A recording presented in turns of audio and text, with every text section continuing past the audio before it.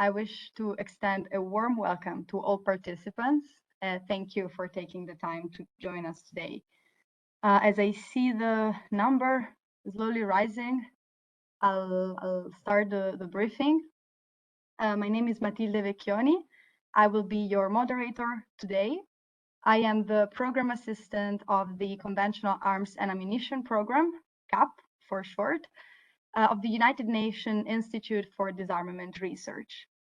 For those of you who don't know, UNIDIR is an independent and autonomous research institute within the UN, focusing on disarmament and international security-related issues.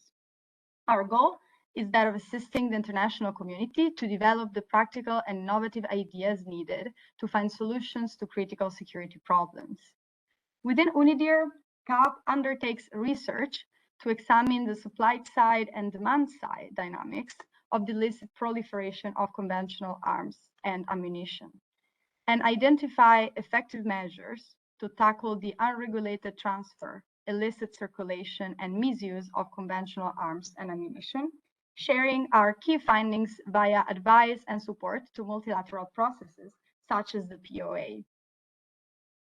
I'll start today's briefing with some short housekeeping announcements.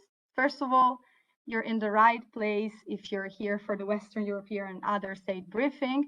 We're going to be starting on time right now, and we'll aim to finish in exactly 1 hour. Please kindly note that cameras and microphones will be off by design throughout this webinar, but that every participant is strongly encouraged to post any question you may have in the Q&A function at any time during the event. Please, if you can, specify name and affiliation in doing so. As time permits, I will relay these questions to the panelists to the floor. And should any question remain unanswered because of time constraints, I will make sure that UNIDIR will follow up with the panelists and provide you with the responses bilaterally. Please also note that all the briefings will be recorded and made available on UNIDIR's website and YouTube channels. As you are all very well aware, our reliance on technology to conduct activities cannot be understated. Nevertheless, technology is not perfect, and we have put in place measures to deal with potential disruptions. This is a secure platform, and all participants have joined using unique personalized links. Should the virtual platform be compromised, we will close it down and launch a new meeting.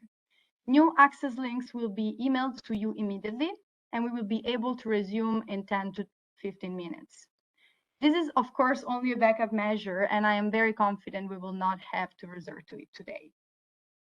Finally, I would like to stress that UNIDIR promotes the core values of the United Nations: integrity, professionalism, and respect for diversity.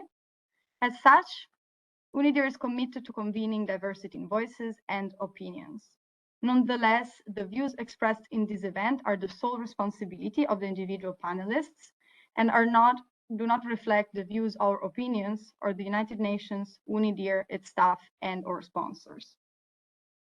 So to get us started, we're here today because we understand the importance of enhancing thinking and exchanging ideas on substantive issues in preparation to the Biennial Meeting of States 8 of the Program Action and ITI, International Tracing Instruments. The BMS 8 will take place in New York from 27th of June to the 1st of July 2022. National, regional, and global implementation of the PoA and ITI are key in contributing to the comprehensive control of small arms and light weapons throughout their life cycle, as well as in preventing their diversion and misuse. To support the preparation for the BMS 8, and thanks to support to member states, UNIDIR and ODA are co-organizing this series of online briefings for each of the UN regional grouping. Each briefing will begin with a panel discussion consisting of presentations on topics to be considered during the BMS 8, and will be then followed by a brief conversation. We hope that today's event, as well as the series as a whole, will contribute to enhancing dialogue on some critical aspects of the PoA's implementation at various levels, as well as in different regions. As for all CAPS activities, we very much welcome your feedback and suggestions, so please do not hesitate to follow up with us. So to begin the discussion, I have the pleasure of opening today's panel with a video message from the chair designate of the BMS 8, His Excellency Mr. Enrique Manalo. Please, my colleague Ruben will share with you the video. Good morning, afternoon, evening, delegates. I thank the UNIDIR and UNODA for organizing this regional briefing for each of the 5 regional groups of the United Nations. As BMS 8 is fast approaching, this regional briefing was designed to stimulate thinking and exchange of ideas on substantive issues in preparation for the 8th Biennial Meeting of States on the PoA and ITI, scheduled to take place in New York from 27 June to 1 July 2022. I believe this regional briefing is important and would be helpful to delegates, especially those new to the portfolio, to be better reminded of the key issues and outcomes of BMS 7, to have an overview of the highlights in the PoA/ITI implementation, to zero in on key concerns relating to international cooperation and assistance, and to be more keen on other possible important issues for consideration at BMS 8 and the 4th Review Conference. In the past several informal consultations on BMS 8, I have had the good fortune of having smooth and fruitful discussions with delegations. Your substantive inputs have helped the chair shepherd the group to coming up with progressive versions of the outcome document in the last several weeks. I hope we continue this momentum until the week itself of BMS 8. In this regard, I wish your region a fruitful discussion on BMS 8 over the next hour, and I look forward to seeing all of you in New York next week. Thank you, and good day to all.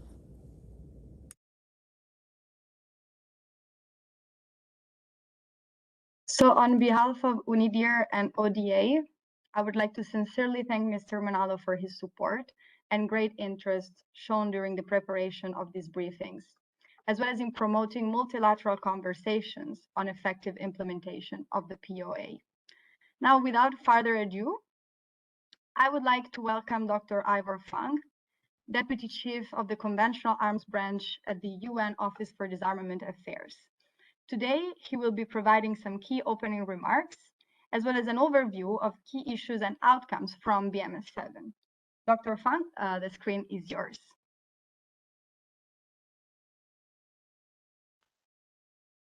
Good afternoon, dear colleagues. Thank you, Mathilde, for moderating this session and for giving me the floor just now. I would like to also thank all the colleagues of UNIDIR, especially those in the Conventional and Ammunition Program with Paul, and all those who have contributed to this joint event with the UN Office for Disarmament Affairs, a series of briefings for the major regions of the world that participate in the UN process for advancing the implementation of the small arms and light weapons program of action. The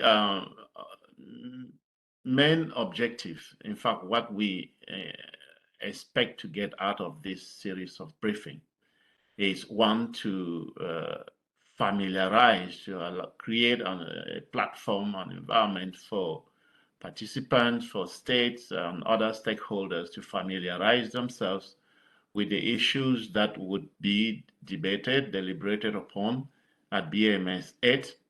And secondly, we, by organizing this series of briefing, we would like to stimulate participation, because once participants are familiarized with the issues, we want to believe that and hope that and even encourage that they would be able to participate more actively in the deliberations in New York starting next Monday.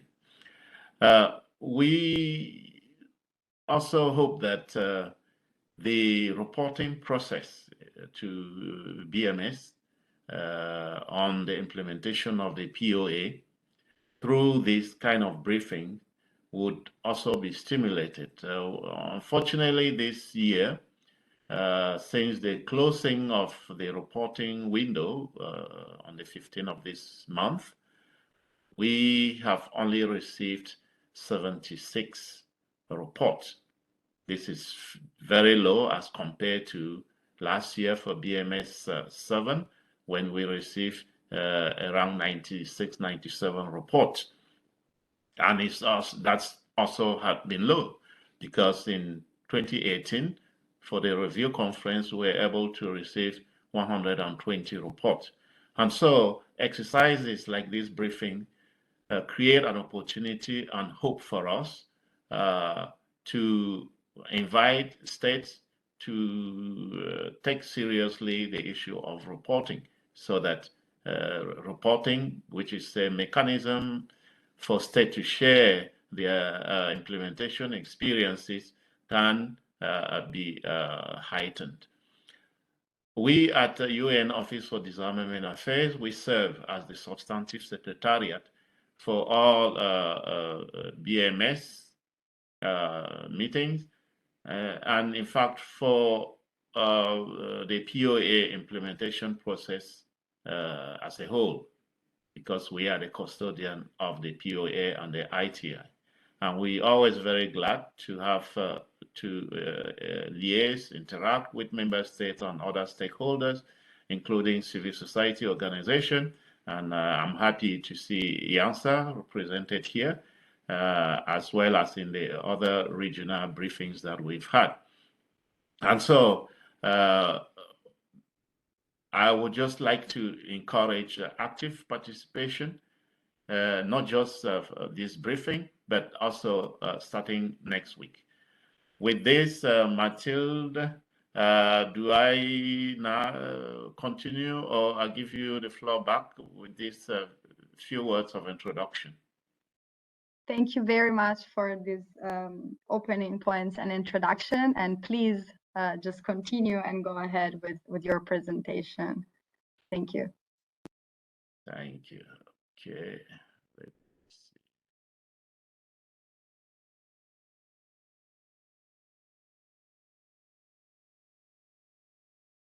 So,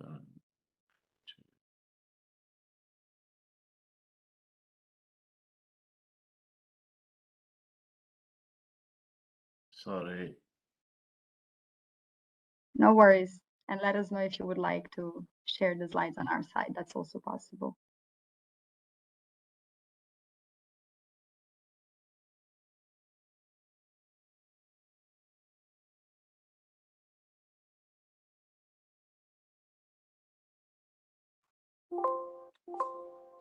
Are we good? Yes, we are. Okay. Let me thank our UNIDIR colleagues for preparing this presentation, which I have the honor to present on the key issues and outcomes from BMS 7, which took place last year. As an outline, I would like to indicate that this presentation will consist of three major points. One, the background to the process, the selected key issues for BMS 7, which we discussed at the time, and they include diversion, measurability, and implementation, peace, security, and sustainable development, the international tracing instrument, implications of development in manufacturing, technology and design, international assistance, and a summary of BMS 7 outcome document will be provided in this presentation. With regard to the background, needless to waste time on the point that the PoA itself was adopted in 2001, and it was followed in 2005 with the adoption of the International Tracing Instrument, which specifically provides a framework for cooperation in weapons tracing. Let me go back to the first point to indicate that when in 2001, states were negotiating the PoA, they did not agree on the inclusion of several elements in the framework of the PoA, such as ammunition, parts and components, and so even the formulation of the title, when you see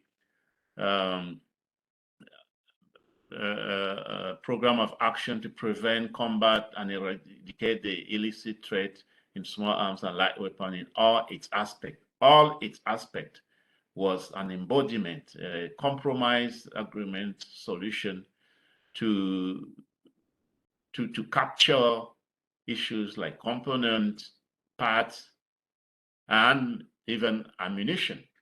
But state didn't just agree, and that is why other issues like the tracing in 2005, they came back to it. Unlike in the PoA, you will see that the ITI document is much more progressive, and it specifically, as I indicated earlier, provides a framework for cooperation in weapons and tracing. And we will come back to that when we will get to the recommendations that came from BMS 7. The PoA framework also provides for periodic review of implementation, which consists of three major meetings. The first is BMS. The BMS process happens every 2 years, except for this year. Because of COVID, we were not able to follow the scheme, the 2-year gap, because BMS 7 really was supposed to have happened in 2020, but it was postponed to 2021, and states in 2021 last year decided that they will not alter the 2-year gap. Instead, they will just continue with the holding of BMS 8 in 2022 as planned. And we also have the review conference.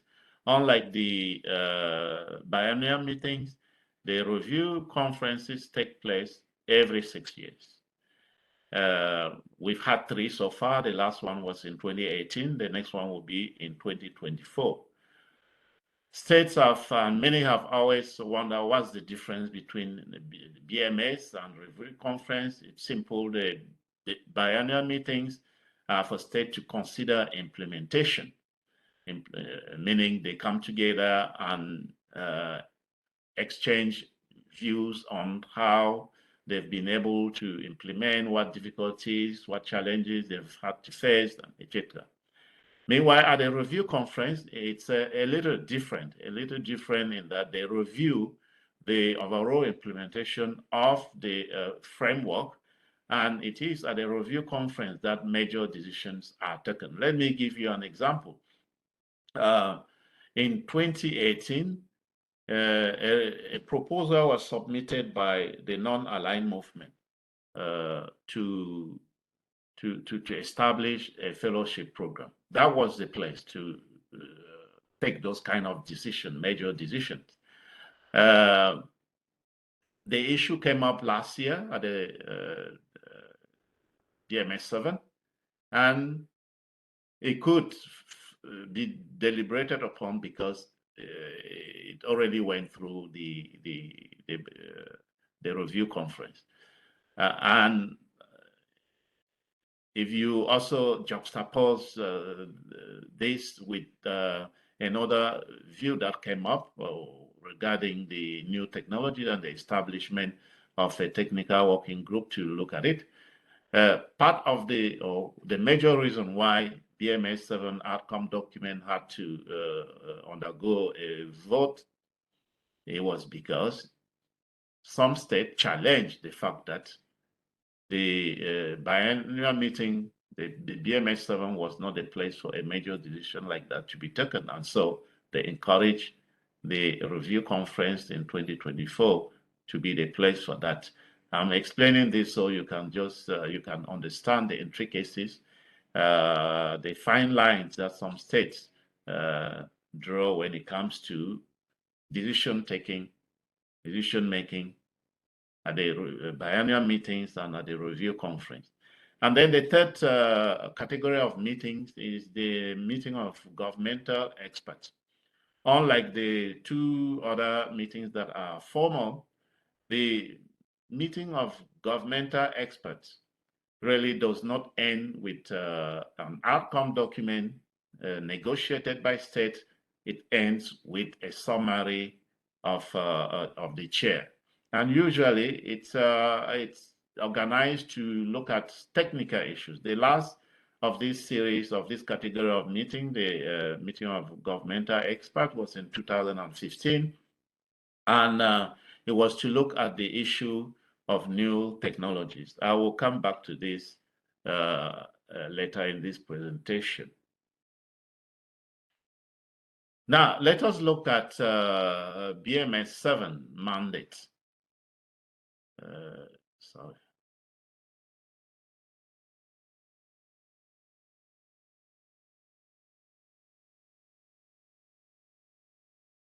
BMS mandate was to decide to convene a one-week biennial meeting of states from 26 to 30th July 2021 to consider key challenges and opportunities relating to the implementation of a program of action and the international tracing instrument at the national, regional, and global levels for the purposes of preventing and combating the diversion and the illicit international transfer of small arms and light weapons to unauthorized recipient.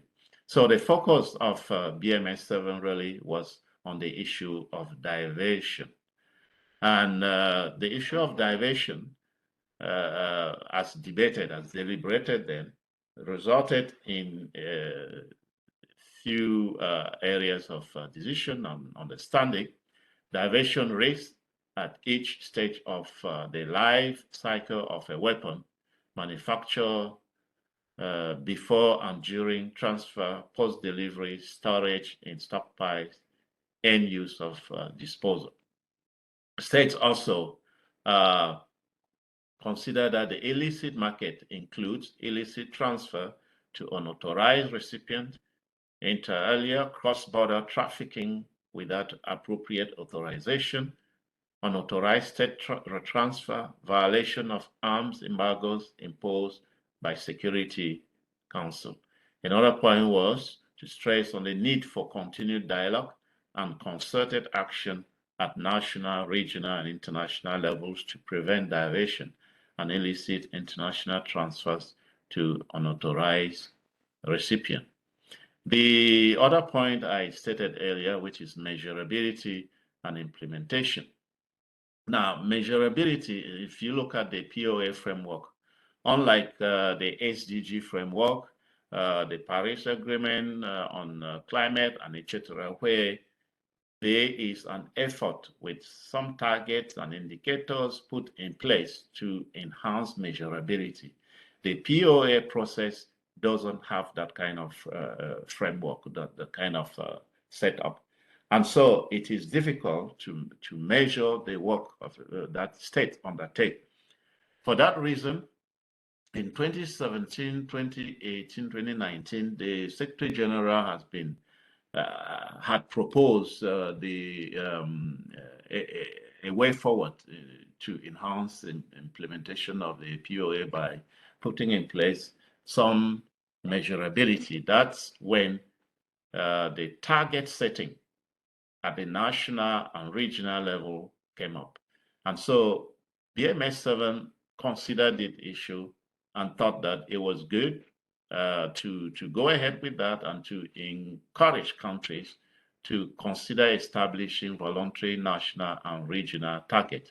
That was a very big outcome, but that just establishing those targets is not enough. There are other things that need to be done at the national and regional level to enhance measurability and implementation of the PoA and the ITI. These include encouraging the development and implementation of national action plans. And I can say with some confidence, since my office has been involved in encouraging and working with states to set up national commission, national focal points, and to adopt a national action plan. And we know that many countries do not have these mechanisms. And when you don't have that, it's very difficult, for instance, to enhance the coordination even at the national level, or the entities that take part in the in addressing the issue of small arms and light weapons. Coordination is difficult, and an action plan is not in place. Another point to enhance measurability and implementation is to encourage the consideration of the collection of disaggregated data by sex.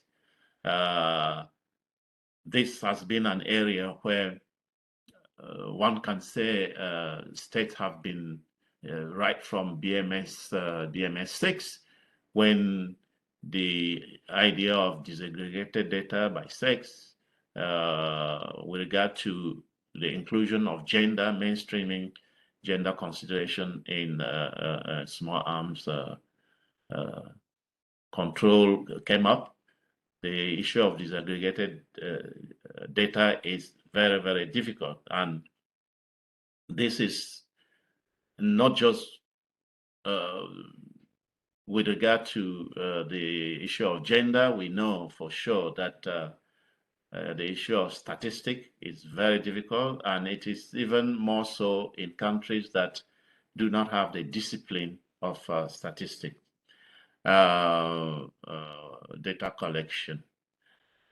There is also the use of national reports for assessing implementation progress, and then strengthening cooperation with civil society, youth, victims and survivors of armed violence, parliamentarians, industry and private sector.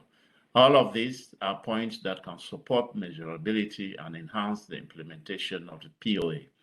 Now, there's the nexus, the issue of the nexus between peace, security, and sustainable development. And here, states since 2016, when this idea, this item on bringing the PoA closer to the Sustainable Development Goals was debated. It has continued, in particular with regard to the work that UNODA and UNODC as co-custodian of the SDG target 16.4, indicator 16.4.2 has been doing. We've been working with states to integrate PoA implementation into the 2030 agenda for sustainable development and national development strategies.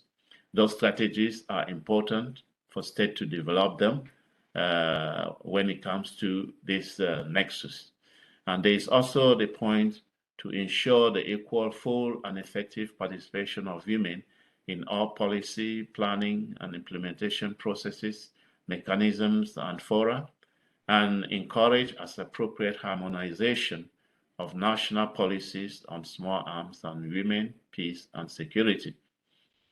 Then there is the use of data to inform evidence-based, gender-sensitive policy making and programming, and exchange experiences, lessons, and good practices in this regard.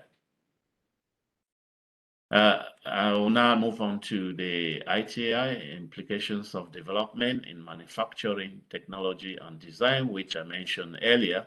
And here, just to indicate that BMS 7 encouraged states to continue exchanging views on recent development in manufacturing, technology, and design, in particular polymer and modular weapons. And we at the Secretariat, we were requested to make a presentation on best practices, and we will be doing so in order for state to look at how the international community and especially those countries that have the experience have been able to deal with the issue of polymer and modular weapons. And BMS 8 was asked to consider the proposal of an open-ended working group to address challenges and opportunities for marking, tracing, record keeping of polymer and modular weapons. Now, I mentioned earlier that last year at BMS 7, the issue came up. It was so divisive, and this is the divisiveness of the issue was to the effect that countries, a group of countries, especially whale countries, wanted that open-ended working group. At least clear language, if BMS 7 could not establish it, but at least clear language with a good timetable and deadline on when such a mechanism could be established. Now, we hope that the consideration of this issue here at BMS 8 next week would lead to more to language that would be clearer than at BMS 7 with regard to the establishment of a mechanism that will look at the issue of how to grapple with new technologies that have cropped up and have been complicating the tracing of small arms and light weapons. The Secretary General, in his report in 2019, suggested a list of elements that could form part of an annex, a technical annex to address the issue. And therefore, part of the work has already been done, because what the Secretary General suggested was not just out of he was requested to do so, and he also based those views on views that states were asked to contribute. The last issue on this is what I said earlier, that the Secretariat would be presenting on this new technology and the practices. Now, BMS 7 recommended that BMS 8 should really be the place to focus on international assistance. And this leads to the recommendation to explore ways to ensure and further strengthen comprehensive international assistance for life cycle management, cooperation, coordination, and information sharing mechanisms to enhance the effectiveness of assistance programs, to consider connecting voluntary targets with resource mobilization, assistance requests, and programs. And the Secretariat was also requested to present at BMS 8 funding and administrative arrangement for a dedicated fellowship program, training program. We will be doing so on the 29th of next month. So to summarize, with regard to the PoA, at a national level, it is the need to implement PoA provisions to prevent diversion. And then at the regional level, encourage regional instruments, roadmaps, and action plans. At the international level, conflict and post-conflict settings. With regard to still on the national level, need to address emerging challenges, promote and strengthen at the regional level, promote and strengthen cross-border and regional cooperation, and at the global level, look at the issue of armed violence and broader peace, security, and sustainable development. With regard to the national level still, on the PoA, strengthen measurability and implementation of the PoA, just as I've described. Then with regard to the ITI, It is again the issue of addressing recent development in manufacturing, technology, and design, in particular polymer and modular weapons. One of the issues also with regard to ITI that was debated upon was the issue of conflict tracing, which has posed a problem again and again. And I think that issue would be coming up also at this BMS 8. Now, the issue of international cooperation is cross-cutting, whether we're talking of the PoA or of the ITI. And so this is really the summary table that we can present to you. And that brings my briefing, my presentation to an end. Over to you, Matilda. Thank you. Thank you so much, Dr. Fung, for providing an overview of some key issues in preparation for BMS 8, taken from BMS 7, so namely diversion, the relevance of regional cooperation, but also the cross-cutting issue of international assistance. So thank you so much for your contribution today. Now I would like to welcome Dr. Paul Holtom, CAP Program Head, who will be discussing the issue of regional implementation and assistance requests. So, Paul, the screen is yours. Thank you so much, Mathilde. Good afternoon, good morning, good evening to you all. Just one moment as my computer warms up. I'm in the difficult position of trying to decide whether to change my name to Eva, seeing as I'm between Iva and Ivan. And so this is something that I now need to reflect on in addition to this presentation. So thank you for giving me that dilemma. You're welcome. You're welcome. Please do. Thank you, Iva. My presentation will not dwell upon highlights from implementation and requests from Western Europe and North America. What I'll instead do is to briefly introduce some of the information that Iva mentioned regarding national reports on PoA and ITI implementation, and then to provide you with just some snapshots really of the situation in Africa, Asia Pacific, Latin America, and the Caribbean and Eastern Europe.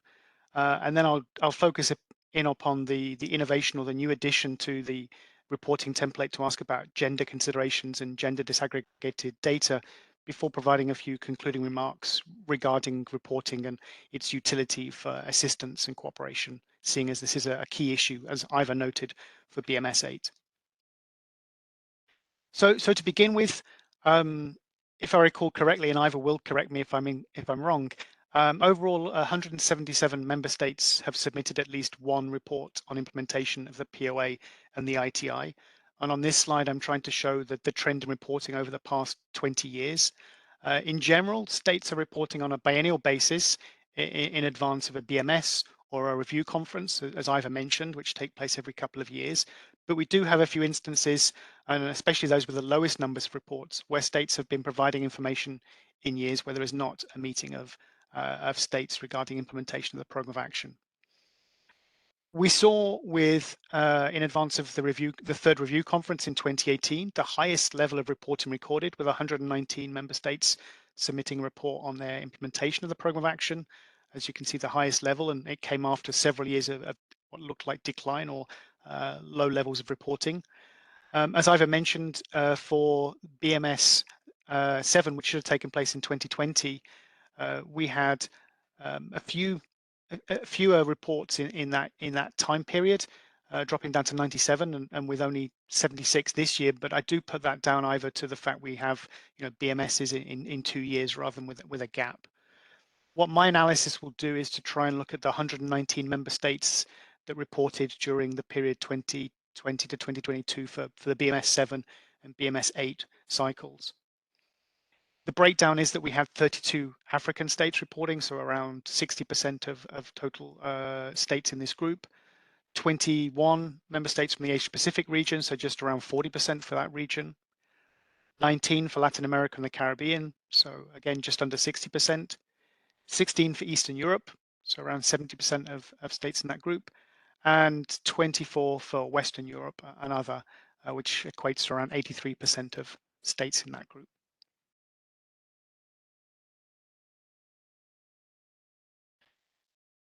So of the 32 African states that reported in this BMS 7, BMS 8 cycle, what I've tried to do on this slide and to instill some color into what otherwise a faded presentation is to give you a snapshot of the number of reports submitted by African states, indicating whether there are laws, regulations, or administrative procedures in place for regulating manufacturing, international transfers, and brokering. For those countries that have stockpile management and security procedures in place, for the number of African states reporting on destruction activities or seizures, for those that say they have in place adequate procedures for record keeping and tracing. I think it's very clear from this slide that we see a large number of those reporting states confident they have procedures in place for tracing and record keeping, many of them undertaking activities with regards to destruction. And then the number drops down for seizures and drops down even further with regard to those states that are confident that they have laws, regulations, and procedures in place, in particular for brokering. Given the previous slide indicating measures in place for record keeping, I still find it interesting that for record keeping and tracing, we see fairly high numbers of the reporting states requesting assistance in this domain. So 90% of those 32 reports submitted are asking for assistance in tracing, 89% for record keeping, and then 86% for destruction. So we see high levels of requests for assistance in areas where there seems to be some measures in place already, but more those states recognize can be done. Less surprising perhaps is that with regards to manufacturing, transfers, and brokering, we're seeing requests for assistance in these domains. And then with regards to stockpile management and seizures, a fairly consistent rate when compared with previous years. What I find more useful than the statistics, though, is digging deeper, and thanks to my colleague Ruben for helping me with this, in terms of the specific requests that are being made. And so, for example, Sierra Leone, amongst those that requested tracing, went a bit further than just saying we need help with tracing and said what we would like is assistance to enable us to use the ECOWAS harmonized standard operating procedures so that we have collected weapons, whether seized, surrendered, or captured, and that we can put those through decent tracing procedures. By the same token, Botswana, with regards to record keeping, provided a bit more information in terms of what it's after, saying we really seek assistance in terms of computerizing our records and ensuring that we can have not just up-to-date records, but also be able to access them. As one expects, several states were asking for support in terms of revising, reviewing, and updating their legislation. And in this regard, Uganda was very specific in saying it has a new bill that's coming through, and where it's seeking support is for the implementing regulations and asking for technical and financial assistance in this regard. While Kenya, again, was talking about its national framework and saying, again, in terms of putting this into practice and operationalizing it, assistance would be beneficial. When it comes to Latin America and the Caribbean, of the 19 states that provide information here, what I think is interesting is a slightly different picture when compared with the Africa region, in that while yes, record keeping is high again, it's on the transfers, brokering, and stockpile management side of the equation that we also see a high level of states reporting that they believe they have some adequate laws, regulations, and/or administrative procedures in place in this field. We see that there's less attention or less reporting with regard to destruction and seizures. And so this is something that I think, given that region's interest in this issue, is worth exploring further.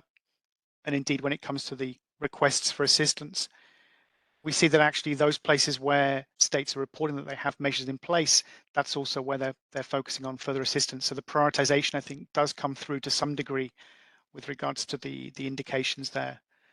So we see the largest number of those reports indicating assistance being sought for record keeping, tracing, and transfers. If we go back, 3 of the areas in which I think those states in that region have indicated they've got a lot of a firm basis, but more to be done. And then lower levels of requests for support on manufacturing, seizures, and destruction. Highlighting in all cases, brokering is sort of in the middle in many of these regions with regards to the assistance that's being sought. Turning to the Asia Pacific region, one thing to highlight is that, of the 21 states that are reporting, we don't have in this region sort of less than half are reporting that they've got measures in place or legislation, regulations, and administrative procedures for manufacturing, transfers, and brokering. It's down at a third. Also low for destruction, stockpile management, and seizures and record keeping, and tracing is the outlier to some degree. But again, the sample size is small. But what we do see is, again, a low level of, actually compared to Africa and the Latin American context, a low level of requests for assistance, despite the fact that it does not appear that these states have measures in place in there as recorded in their national reports. So we see tracing as the area where it seems like the measures are in place, but where there's the still ongoing requests for assistance. And then lower levels of requests for assistance on stockpile management, seizures, and record keeping, and brokering is slightly higher there. And it's something that's come up in conversations that I had in Bangkok just a few weeks ago. But it also came through in the Philippines request in its national report and implementation, where it's asking for support on the one hand with regard to controlling manufacturers, but also with regards to the capacity building for transfer and brokering controls. In addition, it made an interesting request to have support for collecting information on diversion incidents, and I'll flag that this is something where UNIDIR intends to provide some support in 2023, but at a city level and not at the national level at this stage. When it comes to Eastern Europe, there's very high levels of yes responses in terms of having national legislation, regulations, and administrative procedures in place for manufacturing, transfers, brokering. Stockpile management and procedures are also at a solid level, and there's clearly record keeping and tracing and seizures underway. When compared with the other regions, we do see much more advanced situation in this region. And therefore, it's reflected in the fact that there's a much lower level of requests for international assistance in these spheres. So I think, as I showed on the previous slides, almost half of the reports coming in from Africa and the Latin America region were asking for assistance. Here, we're lucky if it's more than a quarter of those reports being submitted from Eastern Europe seeking assistance. And so one gets the impression that things are more advanced. At the same time, there are countries in the region making requests, and in the Western Balkans, we've noted it's quite a few. But for those of you who would like to review the recordings that we'll make available on the UNIDIR website in the coming days, you can see a lot of the progress being made with the support of CSAC and other entities in the Western Balkan region to address and close some of these gaps. And perhaps it's that the national reports are no longer the preferred mechanism for sharing this information. There's another process underway in that sub-region. I thought I'd switch from the regional focus to looking at a couple of the new questions that appeared in the PoA and ITI reporting template following the outcome of the third review conference.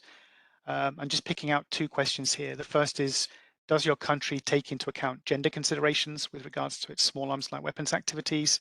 And then secondly, does your country collect disaggregated data by sex, age, and disability with regard to small arms light weapons issues? On the first issue, with regard to taking into account gender considerations, there are a host of sub-questions for this. And so all I'm giving you here is a snapshot because the regional perspective changes differently with regard to different issues. But what I thought was potentially useful to share here was that for the Africa, Caribbean regions, there was quite a positive response with regard to embedding gender considerations into small arms light weapons activities, and lower levels for Asia Pacific and Eastern Europe, with Western Europe with around 2/3 of those responses indicating that this is considered. But again, I think it's worth exploring this a little bit more deeply, and certainly also noting the fact that this is still a fairly new question on the questionnaire. So there might be some more work that needs to be done at the national level to accurately capture and reflect what's taking place. However, where I think we do have a very strong message of more work needing to be done is with regard to the collection of gender disaggregated data. As Iva mentioned, the intention is to utilize this data to have gender sensitive and mainstreamed policies and practices. And if we don't have the data, that makes it very challenging. And I think what you see here is that, interestingly, it's on the African respondents that have the highest number of states that are responding with having measures in place for gender disaggregated data collection. But I think that there's a very strong message here of more work to be done to unpack this, and as Iva recognized, not something that can be done overnight or that's very simple. so as not to incur the wrath of my colleague Mathilde, who sat just next to me, I'll quickly turn to concluding remarks, and I just have a couple here that I'd like to share. The first is that I think progress and implementation of the key provisions of the PoA and the ITI at the national level in all corners of the world is taking place. It is, of course, uneven, and I have to confess that having looked at PoA reports over many, many years now, it's not always easy to discern whether gaps remain or which are the most effective measures at the national level. So clearly, this is just a snapshot as captured by the reports, and more work needs to be done. For me, they're a starting point. They don't give you the full picture. Furthermore, I'm finding that the reports, despite the advances that have been made, the assistant requests that are made in these reports vary significantly between regions, and it's not always easy or clear to identify priority needs that are being sought. So again, it's an entry point and not the final issue. What we do see when we dig into the data is that sometimes we have repeat requests, and without engaging with the states, it's not easy to work out if this is because the needs have not been met, that their requests have not been met with offers for assistance, or that they've not been able to resolve the issues at hand themselves, or if it's just simply a matter of those aspects of the report not being updated. So this is something where I think there's more to be done, and whether it's by UNIDIR or others, it could be useful. And then furthermore, given the BMS 8 focus on international cooperation and assistance, I'm hoping that this snapshot has showed you there is some progress, there is some positive stories to be told, but there's clearly a lot more that needs to be done. And with that, I'll pass over to you, Mathilde. Thank you for your attention. Thank you so much, Paul, and thank you for zooming into some of the main implementation and reporting trends across regional groupings. And it was particularly interesting on my side to observe that high levels of requests for assistance are still there in some of the domains in which measures are already in place. So thank you for this snapshot and overview. Finally, I would like to conclude today's briefing with a contribution from Mr. Ivan Marquez, Managing Director of the International Action Network on Small Arms, JANSA. Just let me say that JANSA has been particularly active in preparations to the BMS 8, strongly advocating for the importance of an effective implementation of the PoA. I would therefore like to thank you for sharing your views with us in today's event. Mr. Marquez, the screen is yours. Thank you very much, Mathilde. It is a pleasure for JANSA to be part of this regional briefing in preparation for BMS 8. And I would like to start by thanking UNIDIR for the invitation, but especially for coming up with a great way to level organizations and stakeholders in this ramp up to BMS. And of course, for providing this sort of opportunities to hear from civil society. IANSA is a global hub for local, national, and regional civil society organizations working in any form of small arms violence reduction. And it is the civil society coordinator for this BMS.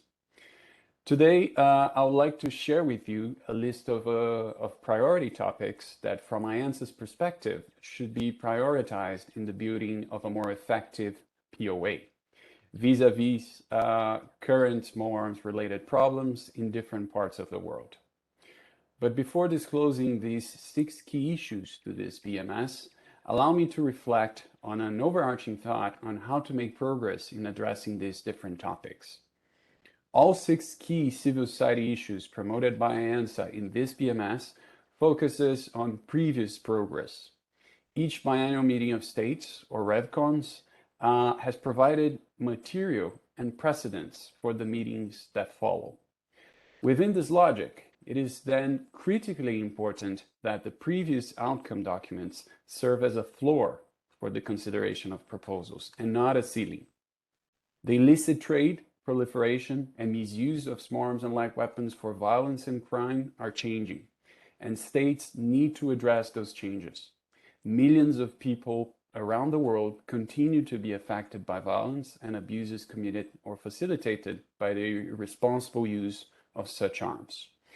But without further ado, these are the key issues IANSA has identified as needing particular attention at BMS 8. The first one is building on the gender outcomes of RevCon 3 and BMS 7 and ensuring the inclusion of survivors and youth. As originally approved, The PoA gave little attention to affected communities and underrepresented groups. The words gender, youth, and survivors were not even included in the 2001 text, for example. Though the efforts of civil society and diplomatic partners, we've made significant progress on inclusion in the last several years. There is much more work to be done. In addition, advocates of inclusion have had to counter the contention of some states that these issues are somehow secondary to the effective implementation of the PoA. Second topic is enhancing measures for the collection and destruction of small arms and light weapons and their ammunition.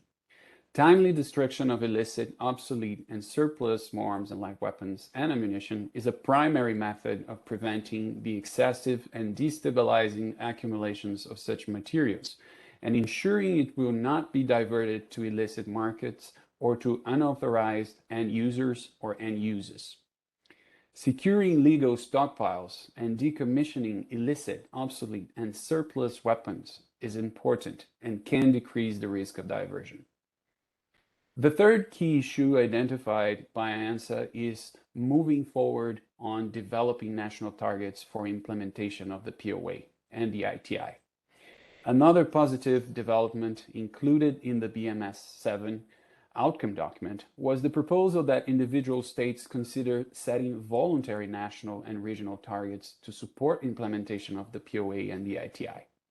The suggestion to develop national targets was based on the Secretary General's recommendation in the 2019 report, in which he argued that the urgency and the character of small arms issue is so diverse around the world, there can be no right or wrong national ambition level. Fourth topic is ensuring attention to synergies among instruments that are critical to preventing small arms and light weapons proliferation, violence, and harm. One of the most contentious issues in the PoA process in recent years has been the extent to which outcome documents should acknowledge potential synergies between the PoA and other instruments. The illicit arms trade is a complex issue, involving a wide range of potential factors, including types of weapons and ammunition, actors, diversion routes, and payment types. Taking advantage of synergies among relevant international as well as regional instruments that address the trade in small arms and light weapons can help increase their collective power to help control this trade and, of course, reduce its human cost. Fifth, increasing attention to the need for sustainable international cooperation and assistance in implementing the PoA and the ITI. The countries with the greatest need often have the fewest resources. A common response to this situation is to view international cooperation and assistance as something that flows from wealthier countries to less wealthy ones. But it's also possible to have cooperation among countries with high levels of resources. And importantly, there's also the possibility and good examples of peer-to-peer cooperation between and among countries that have fewer material resources.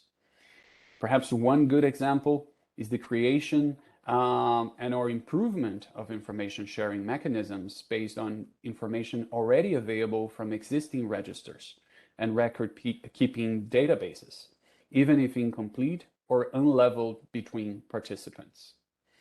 And finally, setting a robust agenda and mandate for RevCon 4. One of the key tasks for BMS 8 will be establishing a mandate for the 4th Review Conference on the Program of Action and the International Tracing Instrument. RevCon 4 is scheduled to be held in 2024, and it offers a critically important opportunity to propose programs and actions to improve the implementation of the PoA and the ITI. For more information or more details on the 6 key issues I just presented, please refer to IANSA's upcoming publication on topics to be considered in the BMS 8 next week. Thank you very much, and I hope to see you all next week in New York. Thank you so much, Mr. Marcus, for sharing IANSA's view and expectations in preparation to the BMS 8. Now, mindful of my promise to stick to 1 hour briefing, and as I do see no questions in the chat or Q&A function, I would suggest wrapping up the very last regional briefing out of the 5 briefings we held this week. We really hope that this series of briefings contributed to the preparations to the upcoming BMS 8. I would like to recall that we will make all the recordings and presentations from this series available on UNIDIR's website. So please do not hesitate to rewatch, share with your colleagues, and follow up with any feedback you may have. Before closing, let me just thank all the panelists for their great contributions and reflection both today and in previous briefings. I would also like to thank UNIDIR's and ODA's colleagues for their work, also behind the scenes, and this goes especially to Ruben for his support with these briefings. Finally, a big thanks goes to all the participants for taking the time to engage with this discussion. So thank you again, everyone. I hope that this series was useful. And for those of you who will be joining in New York, I'm sure Paul looks forward to meeting you all there. Thanks a lot, and I wish you a nice rest of the day and evening.